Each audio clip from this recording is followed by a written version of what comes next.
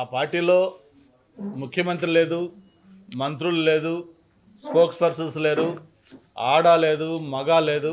ప్రతి ఒక్కరు కూడా టాప్ టు బాటం అందరూ కూడా అదే వైఖరిలో ఉన్నారు. నేను మీ ద్వారా ఒకటే కోరుతా ఉన్నాను. ఇటువంటి ఒక పొలిటికల్ పార్టీ ఈ సమాజంలో ఉండడం అవసరమా అని చెప్పి ప్రతి ఒక్కరు కూడా ఈరోజు క్వశ్చన్ చేయాల్సిన అవసరం ఉంది. ఓకే, రాజకీయాల్లో డెఫినెట్గా విమర్శలు ఉంటాయి, ప్రతి విమర్శలు ఉంటాయి. గవర్నమెంట్ ఫెయిల్యూర్స్ మీద క్వశ్చన్ చేస్తారు, లేదు ఏదన్నా ఉంటే వాటి మీద కొన్ని ప్రెస్ మీట్లు పెడతారు, మాట్లాడతారు, కొంచెం ఘాటు విమర్శలు కూడా చేస్తారు.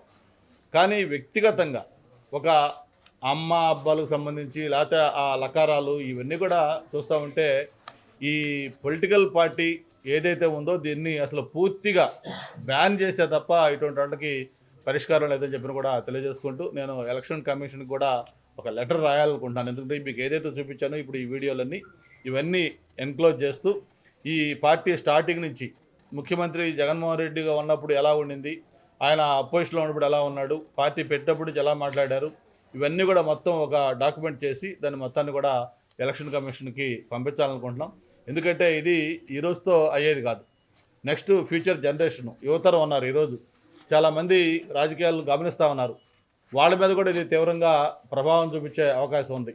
కాబట్టి మీ ద్వారా మళ్ళీ ఒకసారి అందరూ కూడా కోరుతా ఉన్నాను, సమాజంలో అందరూ కూడా దీన్ని సీరియస్గా తీసుకోవాలి. దాని మీద మళ్ళీ చివరికి ఒక దీన్ని తెచ్చి నిన్న మొన్న ఇళ్ల మీద దాడులు చేశారు, లేకపోతే ఇంకోటి చేశారని చెప్పిన కూడా వాళ్ళు మాట్లాడుతూ ఉన్నారు.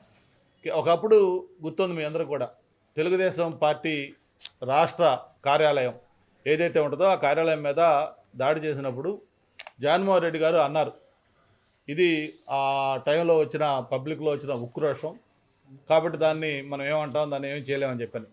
మరి ఈరోజు ఒక సీనియర్ నాయకుడు, దేశ రాజకీయాల్లోనే ఒక టాల్ లీడర్, 4గోసారి ముఖ్యమంత్రిగా పనిచేసిన వ్యక్తి, రాజకీయాల్లో ఒక ట్రెండ్ సెట్టర్, అటువంటి చంద్రబాబు నాయుడు గారి గురించి మరి నిన్న మన ఆ వ్యక్తులు మాట్లాడిన మాటలు వాళ్ళ పేర్లు కూడా ఉచ్చరించడానికి నాకు ఇబ్బందిగా ఉంది.